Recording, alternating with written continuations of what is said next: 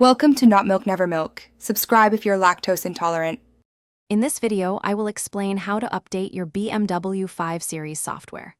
First, ensure your vehicle's battery has sufficient charge, ideally connected to a charger. You'll also need a stable internet connection and a USB drive formatted to FAT32. Checking your current software version is a crucial first step to determine if an update is even available for your specific model. This process helps maintain optimal performance and access new features. Before beginning, visit the official BMW website and locate the correct software update package for your 5 Series model.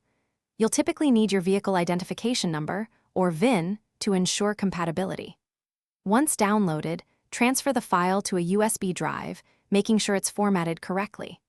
Park your BMW in a secure location, turn off the engine, and ensure all accessories are switched off to prevent interruptions. With the USB drive ready, insert it into the USB port in your BMW. Then, using your iDrive controller, navigate to the Software Update option within the Settings menu. Follow the on-screen prompts to begin the installation.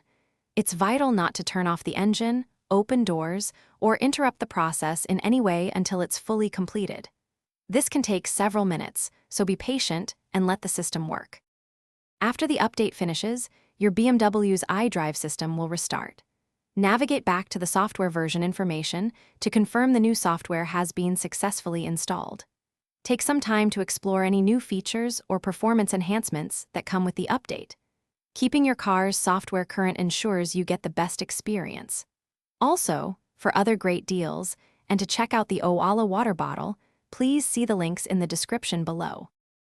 Thanks for watching. If this was helpful, leave a like and consider subscribing. See you next time.